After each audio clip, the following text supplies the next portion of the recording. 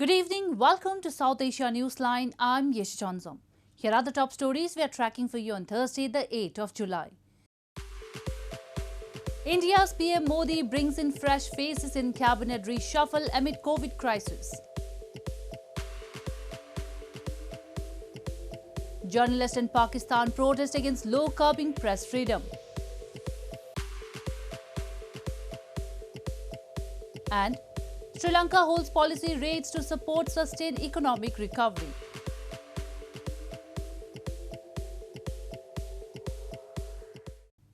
And now for all the details. 4 terrorists belonging to Pakistan-based Lashkar-e-Taiba terror outfit were killed in 2 separate gun battles with security forces in Kulgam and Pulwama districts of India's Jammu and Kashmir on Thursday, police said. This came a day after one of the top commanders of Pakistan-based Hizbul Mujahideen terror group was gunned down in another encounter in Handwara district on Wednesday. Security forces killed 4 local terrorists belonging to Pakistan-based Lashkar-e-Taiba terror outfit in India's Jammu and Kashmir in 2 separate encounters on Thursday. One of the operations was in the Pulwama district, where the terrorists were hiding in a village. When asked to surrender, they opened fire on the security forces and were killed in the ensuing encounter, police said. The other incident foiled an attack bid, said police. The terrorists were hiding in a house in Kulgam district and had planned to attack the national highway. तो army और Kulgam police ने मिलकर एक ambush लगाया और ambush में दोनों terrorist मारे गए। दोनों लोकल टेररिस्ट है और एलईटी से ताल्लुक़ रखते हैं। दूसरा था पुलवामा की खबर आया था, पुच्छल एक विलेज है, वहाँ भी खबर था कि 2 टेररिस्ट है। तो वहाँ पर पुलिस, सीआरपी, आरआई ने मिलकर कॉर्डन डाला। कॉर्डन डालने के बाद उन्होंने सरेंडर करने कहा गया। दोनों मिलिटेंट सरेंडर नहीं किया। बाद में अंदर से फायरिंग आया, फायरिंग का जवाब दिया गया। उस इनकाउंटर में दोनों टेररिस्ट मारे गए। Thursday's encounter comes a day after Mehrazuddin Halwai, one of the oldest and top commanders of Pakistan-based Hizbul Mujahideen terror group, was gunned down in an encounter in Handwara district on Wednesday morning. Pakistan has been responsible for training and infiltrating terrorists to mount attack on Indian soil for several years now. Despite India's charges with proof of supporting militancy in the area, Pakistan denies the allegations. A day after the reboot of Indian Prime Minister Narendra Modi's cabinet, a number of newly appointed ministers took charge of office, including Mansukh Mandavia, the new Health Minister, and Ashwini Vaishnav, the new IT Minister. The first reshuffle since Prime Minister Modi was re-elected in 2019 came amid fierce criticism of the government's handling of the coronavirus pandemic. Indian Prime Minister Narendra Modi on Wednesday appointed new federal ministers for health, IT and oil as part of a reshuffle in a bid to reinvigorate his government amid fierce criticism of its handling of the coronavirus pandemic. Several members of the ruling Bharatiya Janata Party were sworn in at the presidential palace to replace 12 ministers in the first cabinet reshuffle since PM Modi was re-elected in 2019. The newly appointed ministers on Thursday took charge of their assignments, including Mansukh Mandavia, the new health minister, and Kiran Rijiju, the new minister for law and justice, who was previously the sports minister. I am entering this room for the first time, and it is definitely a huge challenge for me and a responsibility to discharge my function as the Minister for Law and Justice of this country. Meanwhile, Ashwini Vaishnav was appointed the new Information and Technology Minister, replacing Ravi Shankar Prasad, who had been leading the government's efforts to persuade US social media giants to comply with the country's IT laws. Amid a hike in fuel prices, Hardeep Singh Puri has been appointed Oil Minister, replacing Dharmendra Pradhan. PM Modi has, however, retained the core team at the Foreign, Finance, Interior and Defence departments amid widespread concerns that a surge in COVID-19 infections will stall economic recovery. In news from Pakistan, a union of Pakistani journalists recently held a protest in Lahore city against a controversial bill passed by the Punjab Assembly that has provisions that undermine press freedom. Although Pakistan says it supports freedom of speech, rights activists often accuse its security agencies of harassing and attacking journalists. Scores of Pakistani journalists held a protest in the city of Lahore recently against the passage of the controversial Punjab Assembly Privileges Bill 2021 that has provisions that target press freedom. The protesting journalists said the anti-democratic bill undermines press freedom by awarding 3-month imprisonment or a fine of rupees 10,000 or both for publishing any report on the proceedings or a report of a committee before it is reported to the assembly. The arrests can be made without a warrant at any place within the precincts of the assembly. ये सहाफियों की आज़ादी पर direct हमला किया गया है और इसमें ये भी है कि पहले हम वो जितने भी थे जो कायमा कमेटियों में और दीगर स्पेशल कमेटियों की प्रोसीडिंग होती थी उसमें हम बाकायदा तौर पर उसको जो है वो शाया करते थे। अब अगर कोई सहाफ़ी बगैर उनकी इजाज़त के अगर वो ऐसा कोई कदम करता है तो उसको सज़ा होगी और हम इस कानून को नहीं मानते। A report released this week by media watchdog Reporters Without Borders lists Pakistan's Prime Minister Imran Khan among world's 37 worst rulers when it comes to press freedom. It states the cases of brazen censorship are legion since Khan became Prime Minister following parliamentary elections in 2018. Moving on to news from Afghanistan.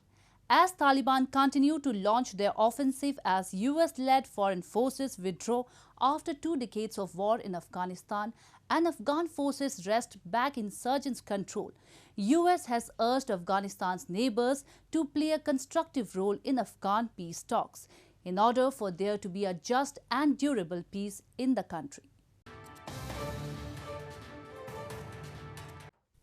U.S. State Department spokesman Ned Price at a press briefing on Wednesday urged Afghanistan's neighbors to play a constructive role in Afghan peace talks in order for there to be a just and durable peace in the country.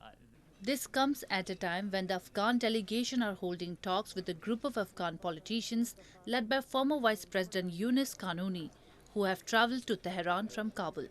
Iran's foreign ministry in a tweet confirmed that the Intra-Afghan Dialogue Summit opened on Wednesday morning and Afghan government delegation met with Taliban representatives. Afghanistan's neighbors need to play a constructive role. What Iran is trying to do or is in the process of doing by hosting this meeting may be constructive. I think the jury is still out. This is obviously not something we have discussed with the Iranians, other than by making the point very publicly that Afghanistan's neighbors need to be responsible stakeholders. The Taliban launched their offensive as US-led foreign forces withdrew after 2 decades of war. US troops abandoned their main base Bagram airfield earlier this week, a pullout that is raising concerns about a civil war there. Many Afghan women are also concerned about a possible imposition of restrictions on them as a result of peace agreement with the Taliban. Rights groups have been asking the US State Department and the White House to add up to 2,000 visas specifically for vulnerable women and women's advocates to a developing policy plan to evacuate thousands of Afghans after the US military pullout this month. In news from Sri Lanka, Sri Lanka's central bank left its key policy rate steady on Thursday as the island nation's economic recovery weakens on account of the disruptions caused by the third wave of the COVID-19 pandemic. The Central Bank of Sri Lanka kept the standing deposit facility rate and the standing lending facility rate at 4.50% and 5.50% respectively. The statutory reserve ratio was also left unchanged at 2%. The Central Bank of Sri Lanka, CBSL, held key policy rates steady on Thursday, noting that disruptions caused by a third wave of COVID-19 infections during the second quarter had hindered the island nation's economic recovery. The central bank left its standing deposit facility rate and the standing lending facility rate at 4.50% and 5.50% respectively. The statutory reserve ratio was also left unchanged at 2%. Following the raid decision, Governor W.D. Lakshman expressed confidence that Sri Lanka could avoid seeking a bailout from the International Monetary Fund despite running down foreign exchange reserves to support a rupee that has lost over 7% against the dollar since the start of the year. The CBSL statement said that Sri Lanka's economic recovery had been weakened by a third wave of COVID-19 infections during the second quarter of the year. But it went on to predict that the ongoing vaccination drive and the likely relaxation of restrictions on people's movement would enable the economy to grow by around 5% in 2021, following last year's 3.6% contraction. In news from Bangladesh, the construction of the largest and the first ever green fertilizer factory in Bangladesh is being carried out in full swing, adhering to COVID-19 protocols. The mega project, once completed, will help the country meet the growing demand of fertilizers in its efforts to ensure food security.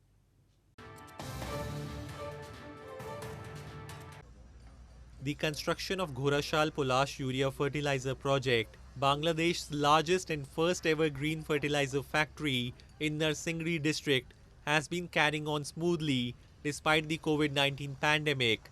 More than 300 engineers and skilled workers from the China National Chemical Engineering and Construction Corporation 7 Limited, in collaboration with its Japanese partner Mitsubishi Heavy Industries, have been working round the clock to complete the mega project by the year 2023. Officials said disinfection practices are duly performed at the site to ensure safety of all those involved. There are many projects in Bangladesh where the Chinese government and Chinese private personnel industries and businessmen, they are investing in Bangladesh. Chinese government helping Bangladesh government for development. With an estimated daily production capacity of 2,800 metric tons, officials said the factory will help Bangladesh meet the growing demand of fertilizers in its efforts to ensure food security once completed. 3 cubs were born to a snow leopard in an eastern Indian zoo this April, raising the members of the big cat family in the zoo to 12. The cubs were seen enjoying as they played with each other this week. 3 snow leopard cubs born at a zoological park in Darjeeling city of India's West Bengal state were seen enjoying at the zoo as they played with each other on Wednesday. The cubs played with ropes inside their enclosure. Dharmadao Rai, director of the zoological park, said the zoo also acts as a captive breeding center and authorities would be releasing the snow leopards into the wild as their numbers rise. 3 snow leopard cubs that were born, they have almost completed 90 days. The cubs, they are very healthy and very playful, as you can see in the shared video clip. Another cub which was born to snow leopard morning, he is also doing very. The snow leopard is classified as vulnerable by the IUCN, International Union for Conservation of Nature, Red List of Threatened Species. The big cats are rarely seen in the wild, let alone within city limits. The snow leopard has grey or white fur with black spots and a bushy tail, and its population is distributed across a wide area including mountainous regions of Russia, Mongolia, China, Nepal, Pakistan and Afghanistan. Well, that's all we have for you from South Asia this evening. Now our viewers can watch the show on SouthAsiaNewsline.com. You can also visit us on Facebook.com/AsAsiaNewsline and follow us on Twitter @AsAsiaNewsline. That's all in tonight's edition. We will see you same time tomorrow. Good night.